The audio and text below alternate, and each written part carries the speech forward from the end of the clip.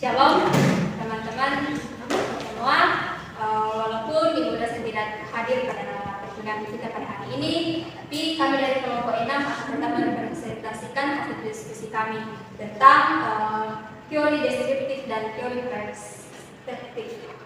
Izinkan saya memperkenalkan nama teman-teman saya dari kelompok 6, yang mulai dari pemateri yang pertama yaitu Tasya Kari, dan pemateri yang kedua yaitu Fitriani Karapak, dan pemateri ketiga yaitu saya sendiri yang Tasik, dan pemateri keempat yaitu Yanti Lumba, dan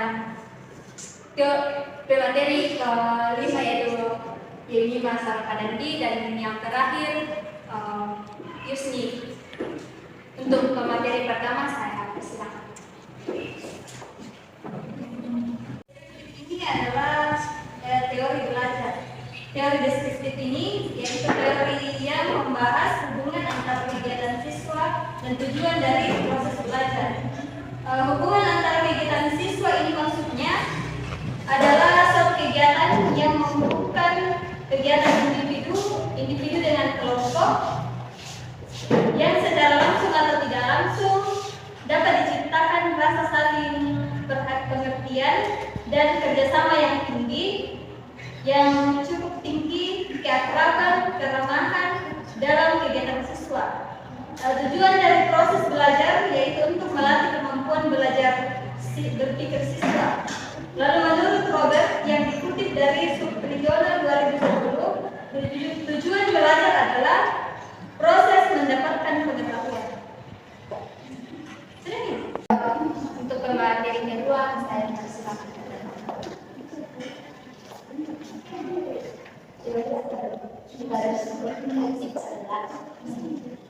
Yaitu teori yang berdasarkan tujuan yang lebih optimal dari metode pembelajaran.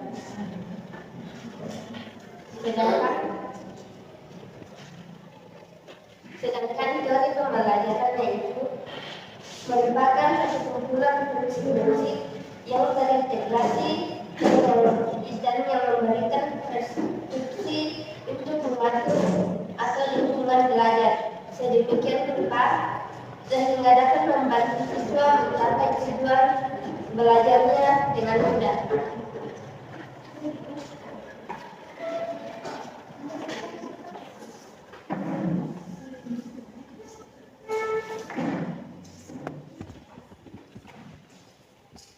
Baik, dari penyampaian materi yang ketiga yang saya sendiri tentang teori deskriptif dan perspektif dikemukakan oleh dua tokoh.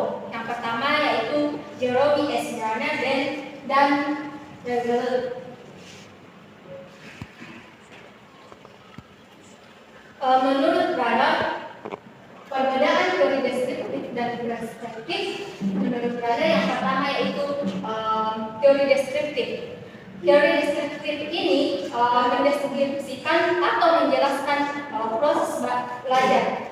Maksudnya yaitu proses belajar ini yang mana seorang guru dan siswa dalam suatu kelas melaksanakan proses belajar, di mana seorang guru membimbing siswa dalam belajar dan meningkatkan nilai supaya nilai yang diajarkan oleh guru tersebut kepada siswa boleh meningkat dan berjalan dengan baik. Yang kedua yaitu teori perspektif. Metode yaitu metode menetapkan metode pembelajaran yang optimal. Maksudnya menetapkan metode pembelajaran yang optimal yaitu di mana seorang guru menetapkan metode sebelum mengajarkan suatu pembelajaran. Misalnya harus memahami betul-betul materi yang akan diajarkan kepada siswanya nanti ketika sampai di kelas. Yang kedua menurut yang pertama teori deskriptif yaitu goal free atau memberikan hasil dalam belajar.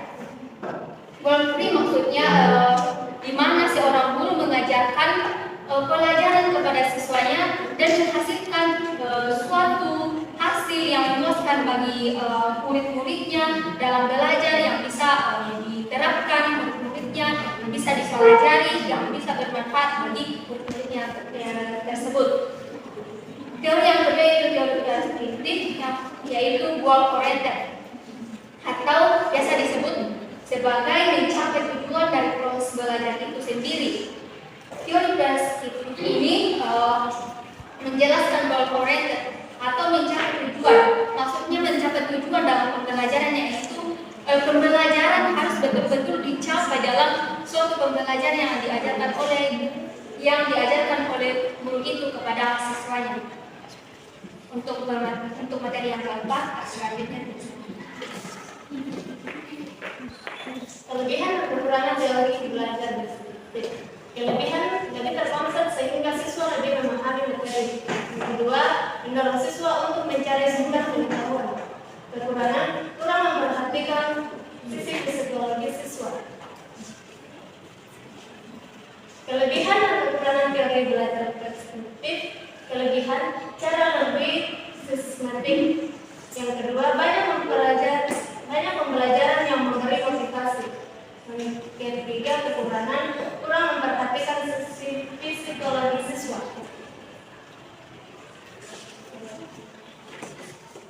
Untuk materi kelima,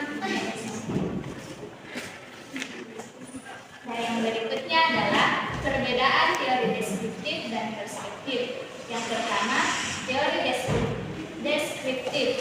Variabel yang diamati adalah hasil belajar. Kemudian dari teori perspektif, variabel yang diamati dalam mengembangkan teori belajar. Kemudian yang kedua, tujuan utama teori belajar adalah menjelaskan proses belajar. Kemudian tujuan utama teori pembelajaran adalah metode pembelajaran yang optimal. Yang ketiga, selalu menyebutkan metode pembelajaran, sama sekali tidak menggunakan metode pembelajaran. Hubungan antara kegiatan pembelajaran dengan proses psikologi dalam diri siswa. Hubungan antara kegiatan siswa dengan proses psikologi dalam diri siswa. Dari perbedaan teori belajar deskriptif dan perspektif ini bertujuan menjelaskan proses belajar, sementara teori pembelajaran perspektif bertujuan menetapkan metode pembelajaran yang optimal.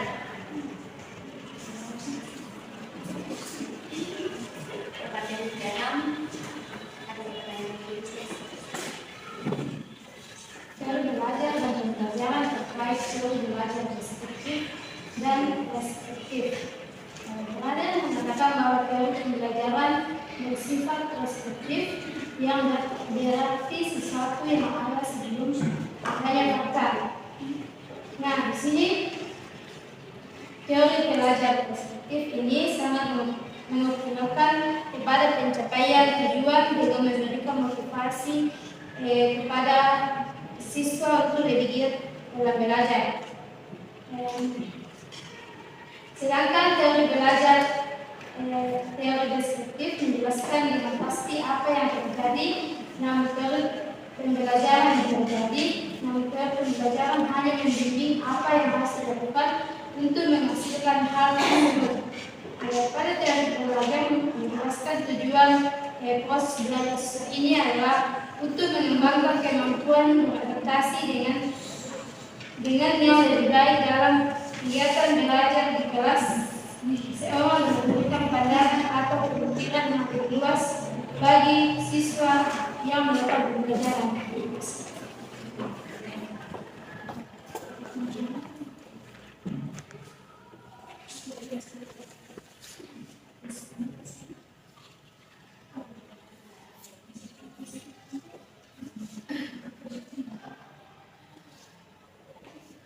Baik, sampai di sinilah diskusi kami atau hasil presentasi kami.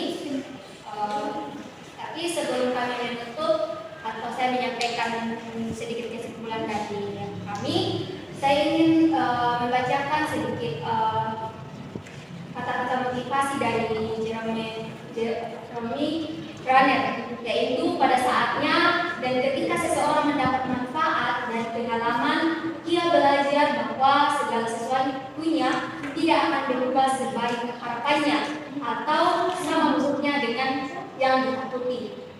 Nah, sedikit kesimpulan yang kami dapatkan dari hasil diskusi kami atau hasil diskusi kami ini, yaitu bahwa teori belajar bersifat deskriptif dan teori pembelajaran bersifat preskriptif. Teori ini memiliki kelebihan dan kekurangan masing-masing, yaitu seperti teori deskriptif lebih terkonsep dan mendorong siswa memperoleh pengetahuan sebanyak-banyaknya. Namun teori ini tidak memperhatikan psikologis siswa dalam mendalami materi, sedangkan teori preskriptif lebih sistematis. Arah dan tujuan lebih jelas, memberikan motivasi dan mengoptimalkan kerja otak pada siswa. Namun teori preskriptif juga memiliki kelemahan, yaitu membutuhkan waktu yang sangat lama. Selain itu dapat kita ketahui juga bahwa perbedaan teori deskriptif dan teori preskriptif, yaitu teori deskriptif bertujuan menjelaskan suatu proses belajar dalam kelas dan menimbulkan atau mencapai suatu hasil. Sedangkan teori preskriptif bertujuan untuk menetapkan metode pembelajaran yang optimal untuk mencapai suatu tujuan dalam pembelajaran.